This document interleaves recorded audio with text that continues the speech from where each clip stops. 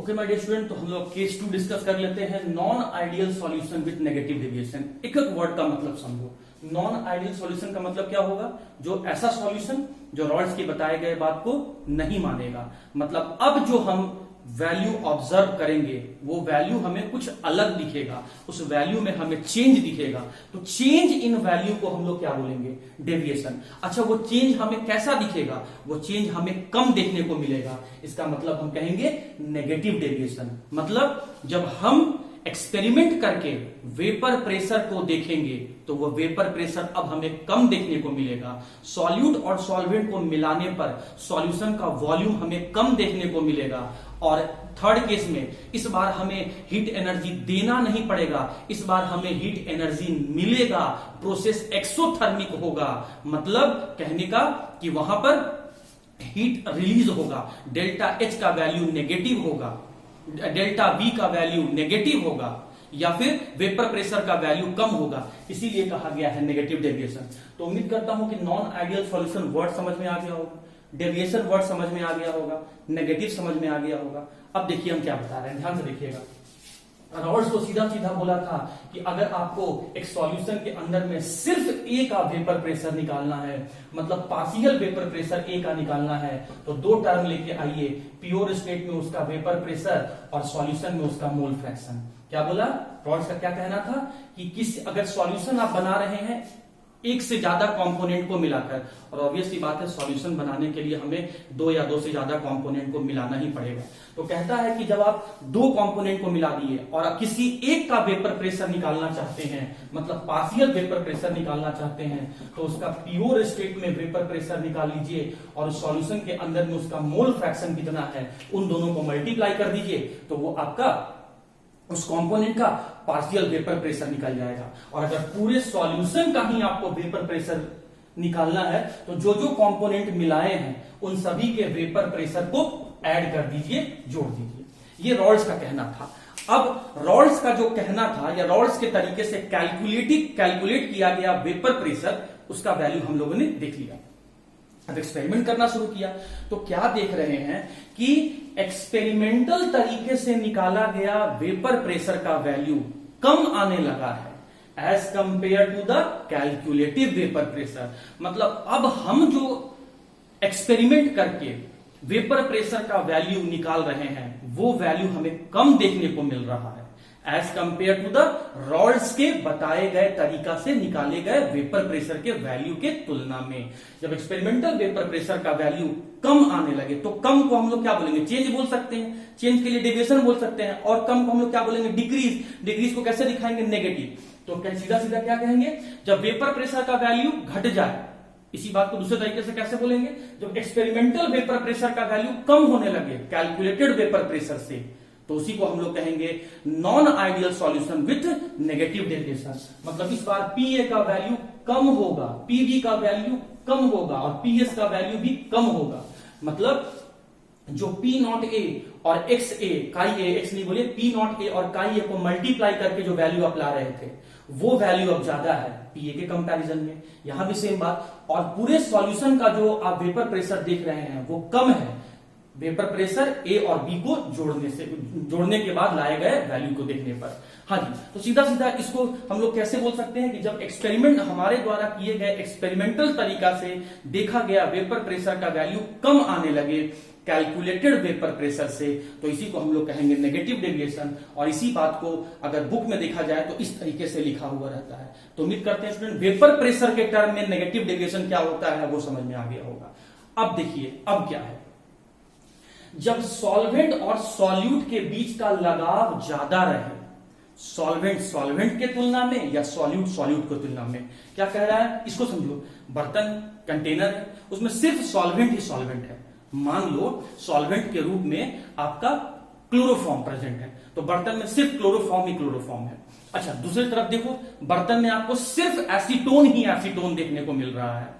तो यहां पर क्लोरोफॉर्म और एसीटोन अलग अलग बर्तन में है, तो क्लोरोफॉर्म के बीच का लगाव है, एसीटोन के बीच का लगाव है। मतलब फोर्स ऑफ इंटरैक्शन क्लोरोफॉर्म के बीच में भी है, फोर्स ऑफ इंटरैक्शन एसीटोन के बीच में भी है।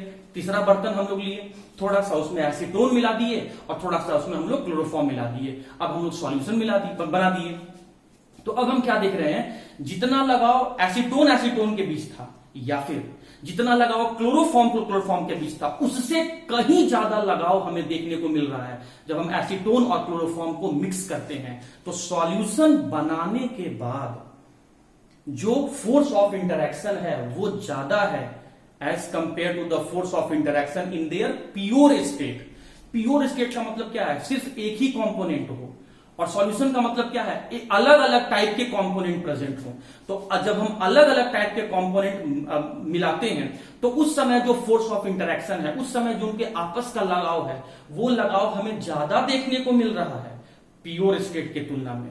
अब इसके कारण से क्या होता है, लगाव ज्यादा होने के कारण से सॉल्यूट और सॉल्वेंट पास में चले आते हैं, और इस कारण से जो सॉल्यूशन का वॉल्यूम है वो सॉल्यूशन का वॉल्यूम हमें घटा हुआ देखने को मिलता है, डिक्रीज देखने को मिलता है, नेगेटिव देखने को मिलता है। अच्छा, ये कैसे हुआ स्टूडेंट, देखिए ध्यान से देखिए, इस बात को मैं थोड़ा और एक्सप्लेन कर रहा हूं। देखिए ये हमने कंटेनर लिया, ध्यान दीजिए, इस कंटेनर में मैंने सबसे पहले एसीटोन मिलाया, ये मैं डॉटेड लाइन से एसीटोन को दिखा रहा हूं, और अब मैं क्या कर रहा हूं, यहां पे क्लोरोफॉर्म भी मिक्स कर रहा हूं। ये जो मैं अलग टाइप से, जो स्टार टाइप से बना रहा हूं, ये मान लो ये क्लोरोफॉर्म है। अब क्या हुआ कि इनके और इसको मैंने हीट करना शुरू कर दिया, इसको मैंने हीट करना यहां शुरू कर दिया, हीट करना शुरू कर दिया, लेकिन इनके बीच का लगाव ज्यादा है। तो लगाव ज्यादा है तो क्या हो, इसका मतलब हुआ लगाव ज्यादा है तो इसका मतलब ये आपस में जुड़ के रहेंगे, और जब ये आपस में जुड़ के रहेंगे तो लिक्विड स्टेट से वेपर में नहीं बदलेंगे, और जब वेपर नहीं बनाएगा तो सॉल्यूशन का हमें जो वॉल्यूम देखने को मिलेगा वो वॉल्यूम हमें कम देखने को मिलेगा। इसका मतलब जो फाइनल वॉल्यूम है वो फाइनल वॉल्यूम कम है as compared to the initial volume. Initial volume का क्या मतलब है, जब वो सिर्फ प्योर स्टेट में थे, जब सिर्फ कंपोनेंट एक ही था, अकेले अकेले था। और फाइनल वॉल्यूम का क्या मतलब है कि जब हम लोग एक से ज्यादा कंपोनेंट को मिला दिए हैं। जरा गौर करेंगे इस बात को आप, देखिए यहां मैं क्लोरोफॉर्म बना रहा हूं। What is the formula of chloroform, CHCl3। तो देखिए CHCl3, ये मैंने क्लोरोफॉर्म ले लिया, और उसके बाद में क्या कर रहा हूं, एसीटोन। तो एसीटोन का फॉर्मूला क्या होता है स्टूडेंट, आप जानते हैं कि एसीटोन में फंक्शनल ग्रुप जो होता है वो आपका कीटो ग्रुप होता है। कीटो ग्रुप को कैसे लिखेंगे, CO। इसी अरे कीटो ग्रुप स्टूडेंट देखिए ऑर्गेनिक में आप पढ़े होंगे, इसी फंक्शनल ग्रुप को तो हम लोग कीटोन कहते हैं, इसी फंक्शनल ग्रुप को। तो ये फंक्शनल एसीटोन बनाना है, तो एसीटोन के लिए देखिए हम लोग फंक्शनल ग्रुप कीटोन ले लिए, फंक्शनल ग्रुप कीटोन ले लिए, और दोनों साइड में मिथाइल रहता है तो उसे ही हम लोग एसीटोन कह रहे थे। तो देखिए इस कार्बन के दोनों वैलेंसी में मिथाइल ग्रुप एडेड है। अब देखिए क्या हुआ, बर्तन में सिर्फ और सिर्फ क्या था, एसीटोन था, या फिर बर्तन में सिर्फ और सिर्फ क्या था, क्लोरोफॉर्म था। तो इसे हम कह रहे हैं इनिशियल वॉल्यूम। लेकिन अब आपने क्या किया, बर्तन में दोनों को मिक्स कर दिया, क्लोरोफॉर्म को भी और एसीटोन को भी। तो इससे क्या हुआ कि क्लोरोफॉर्म का हाइड्रोजन और एसीटोन के ऑक्सीजन, इसके बीच में हाइड्रोजन बॉन्डिंग बन गया। अब इस हाइड्रोजन बॉन्डिंग बनने के कारण से क्लोरोफॉर्म और एसीटोन आपस में जुड़ गए, और जब जुड़ गए तो इसका मतलब जो फाइनल वॉल्यूम है वो फाइनल वॉल्यूम आपको कम देखने को मिल रहा है। जब फाइनल वॉल्यूम आपको कम देखने को मिल रहा है तो जब आपने चेंज इन वॉल्यूम कैलकुलेट किया, V final minus V initial, तो जब ये वैल्यू कम है तो ऑब्वियस सी बात है स्टूडेंट कि जो चेंज इन वॉल्यूम देखने को मिलेगा वो आपका नेगेटिव ही देखने को मिलेगा। आपस में जुड़ के रहने का टेंडेंसी ज्यादा है, वेपर में जब बदलने का टेंडेंसी कम है।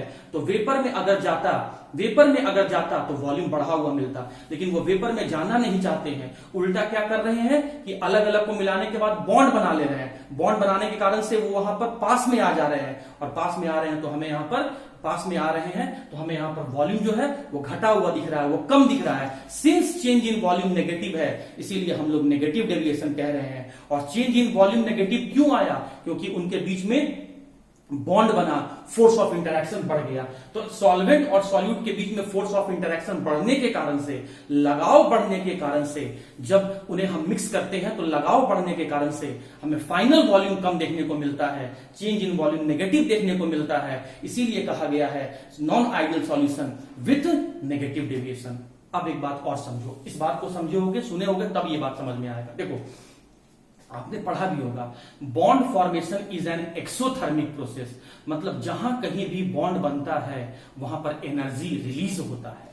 अगर एनर्जी रिलीज होता है तो ऐसे प्रोसेस को हम लोग एक्सोथर्मिक प्रोसेस कहते हैं, और एक्सोथर्मिक प्रोसेस के लिए डेल्टा एच का वैल्यू यहां पर नेगेटिव होता है। तो जैसे ही हम क्लोरोफॉर्म को एसीटोन के साथ मिलाते हैं, मतलब सॉल्वेंट को जैसे ही हम सॉल्यूट के साथ मिलाते हैं तो सॉल्वेंट और सॉल्यूट के बीच में हाइड्रोजन बॉन्डिंग का फॉर्मेशन हो जाता है। सिंस हाइड्रोजन बॉन्डिंग का फॉर्मेशन हो जाता है, एनर्जी रिलीज होता है, प्रोसेस एक्सोथर्मिक होता है, और इसीलिए डेल्टा एच का वैल्यू नेगेटिव होता है, और इसीलिए इसे हम non ideal solution with negative deviation कह रहे हैं। और एग्जांपल के फॉर्म में अगर आप देखें तो ये हो जाएगा आपका क्लोरोफॉर्म एंड एसीटोन। तो उम्मीद करता हूं student non ideal solution with negative deviation भी आपको समझ में आ गया होगा। अगर अब भी नहीं आया तो वीडियो को रिवाइंड कीजिए, बैठ जाइए और वापस से सुनिए। फिर भी कोई डाउट आता है तो you are most welcome to share your doubts with